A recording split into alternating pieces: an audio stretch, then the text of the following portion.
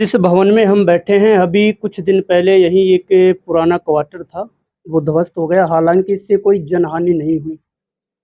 बानसूर तहसील का भवन है, वो भी क्षतिग्रस्त अवस्था में है। आपके द्वारा उसके जीर्णोद्धार के प्रयास भी किए गए हैं, लेकिन काम धरातल पर शुरू नहीं हो पाया। मैंने उसके कार्य के लिए 76 लाख रुपए मेरे एमएलए विधायक कोष से तहसील भवन के लिए दिए थे, लेकिन राज्य सरकार में टेक्निकल रिपोर्ट माफिक नहीं आने के कारण वो पैसे स्वीकृत नहीं हुई है और वो कार्य मूर्त रूप से नहीं लगा, क्योंकि पुरानी बिल्डिंग होने की वजह से सरकार को ये लगता है कि वहाँ पैसा लगाना उचित रहेगा या नहीं रहेगा।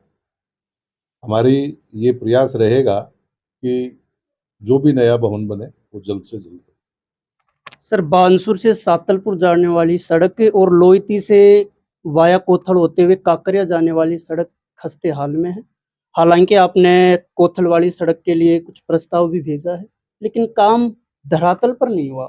सांतलपुर सड़क के लिए भी मैंने प्रस्ताव भेजा हुआ है। अभी सरकारी कार्य जो होते हैं इसमें पहले एडमिनिस्ट्रेशन, फिर टेक्निकल, फिर उसके बाद फाइनेंशियल स्वीकृति आती है। फिर हमारा अगर विधायक कोष का पैसा होता है तो वो फिर जिला परिषद स्वीकृत करती है। 50 लाख से ज़्यादा होता है तो जयपुर से स्वीकृत होकर आता है।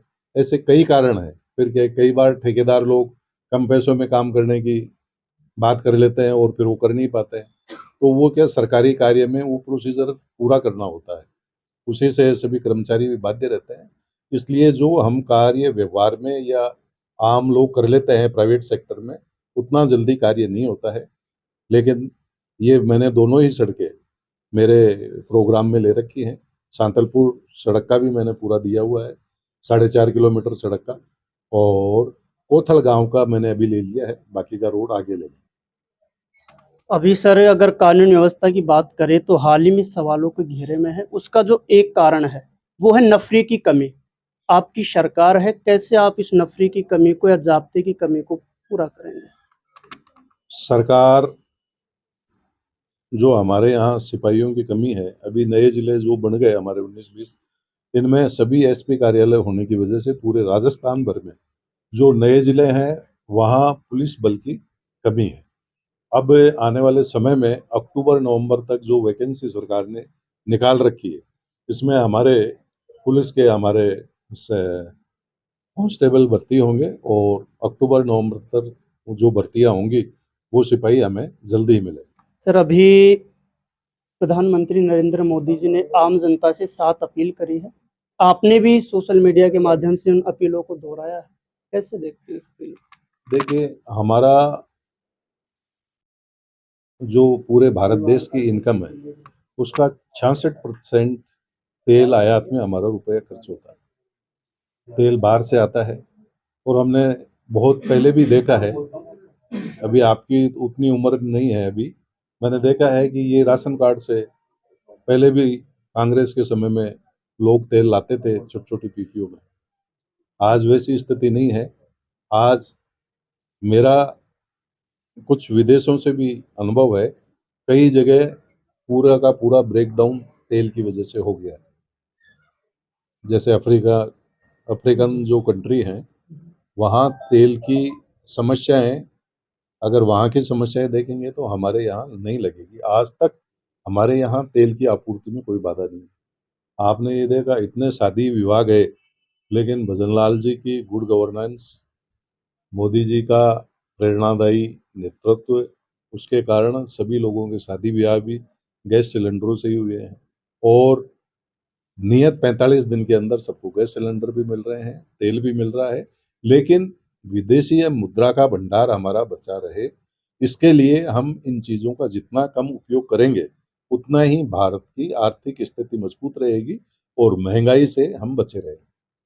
सर, विपक्ष का आरोप है कि मोदी जी ने जो अपील करी है वो दर्शाता है कि भारत में अब आर्थिक संकट चल रहा है। वास्तव में आर्थिक संकट चल रहा है या फिर ये विपक्ष के महज आरोप? भारत में आज की तारीख में लोगों के लिए एम्प्लॉयमेंट पहले से बहुत ज़्यादा हुआ है। ये मैं निजी अनुभव से बता सकता हूँ कि जितने भी सेक्टर हैं उनमें काम करने वाले लोगों की कमी है। तो इसका मतलब काम तो चल ही रहे हैं। और राजस्थान के लिए मैं बताना चाहूँगा कि यहाँ हमारे मुख्यमंत्री जी ने सबसे पहले रिसर्जेंट राजस्थान को लेकर आए, जिसमें 35 लाख करोड़ के उन्होंने एमओयू किए कि वो उद्योग हमारे यहाँ लगे और हमारे जो बच्चे हैं, पढ़े लिखे बच्चे हैं, उनको काम करने का मौका मिले। मैं मुख्यमंत्री जी की दूरदर्शिता को धन्यवाद देना चाहूँगा कि आज तक उनसे पूर्व भी जो एमओयू किए लोगों ने, मैं सरकार का और सीएम का भी नाम नहीं लूँगा, जो पहले थे, वो लोग एमओयू ज़रूर करते थे, लेकिन इतनी बड़ी तादाद में वो कर नहीं पाए, और किया तो वो धरातल पर ला नहीं पाए। आज 7 लाख करोड़ से ज़्यादा, जो 35 लाख करोड़ के एमओयू भजन लाल जी ने मुख्यमंत्री रहते हुए किए, उनमें 7 लाख करोड़ से ज़्यादा के काम धरातल पर चल रहे हैं। इसके साथ ही हमारे मुख्यमंत्री जी का निरंतर प्रवास भी अदर स्टेट में रहता है। हमारे राजस्थान के जो भाई इंडस्ट्रियलिस्ट हैं, उन लोगों को राजस्थान में बुलाना, उनसे उद्योग लगवाना, यहाँ उद्योगों के लिए सुविधा देना, इसके लिए उनका प्रयास जारी रहता है। राजस्थान में हमारे जो युवा हैं, अगर वो इंडस्ट्रीज ये लगाते हैं, तो उन्हें 8% इंटरेस्ट की जगह 2% ही इंटरेस्ट देना पड़ रहा है। साथ ही बिजली की जो रेटें हैं, अगर नया उद्योग कोई भी हमारा बच्चा लगाता है या कोई उद्योगपति लगाते हैं या नए हमारे बच्चे लगाते हैं, तो 1 रुपये यूनिट शुरू के दिन से उनको एक निश्चित समय के लिए डिस्काउंट दिया जा रहा है, और ब्याज रकम पर इतना कम लिया जा रहा है कि यहाँ उद्योगों की काफ़ी भरमार हो गई है इन 2.5 सालों में। और यही कारण है कि हमारे यहाँ काम करने की इच्छा रखने वाले बच्चे फ्री नहीं हैं। तो मैं समझ रहा हूँ राजस्थान में जो उद्योग के लिए नीति जो मुख्यमंत्री जी लेकर आए, वैसी नीति पूरे हिंदुस्तान में कहीं भी नहीं है। और राजस्थान में हमारे युवाओं का, हमारे उद्योग करने वाले उद्योगपति साथियों के लिए बहुत ही अच्छा वातावरण है। सर, नया जिला बना है कोटपुतली बहरोड। दोनों सांसद आपकी पार्टी के हैं, 5 में से 4 विधायक आपकी पार्टी के हैं। कोटपुतली बहरोड भले ही नया हो, लेकिन विकास की एक हद तक बहुत अधिक असीमित संभावनाएं हैं। जैसे अभी केंद्र सरकार और राज्य सरकार ने रेलवे के डीपीआर के लिए भी स्वीकृति दी है। क्या विजन है इसको आगे बढ़ाने का? क्योंकि कोटपुतली के सबसे टच में, अगर सबसे नजदीकी कोई विधानसभा क्षेत्र है तो बांसुर। हमारा बानसूर विधानसभा क्षेत्र लगभग 25 किलोमीटर पैरेलल रूप से कोटपुतली से जुड़ा हुआ है, और हमारे सौभाग्य है कि हमारे जो दोनों ही सांसद हैं, जिसमें हमारे भूपेंद्र जी यादव साहब, जिनका कि भिवाड़ी से ही उनका संसदीय क्षेत्र स्टार्ट हो जाता है, और नीमराणा जो बिल्कुल कोटपुतली के लगता हुआ है, यहाँ तक उनका संसदीय क्षेत्र आता है। उसके बाद में हमारे राव राजेंद्र सिंह जी साहब का ये संसदीय क्षेत्र चालू होकर ये पूरा जयपुर तक जाता है। तो दोनों ही हमारे मंत्री महोदय भूपेंद्र जी यादव साहब और सांसद हमारे राव राजेंद्र सिंह जी, आप देखते हैं कि वो सेंटर में भी कभी गडकरी जी से, कभी अश्विनी वैष्णव जी से मिलकर हमारे क्षेत्र के लिए बड़े से बड़े उद्योग लाने का प्रयास कर रहे हैं, यहाँ पानी लाने का प्रयास कर रहे हैं। और जो रेलवे का तो आपने सुना ही होगा कि ये पनियाला तक तो हमारे रेलवे ट्रैक आ ही रहा है।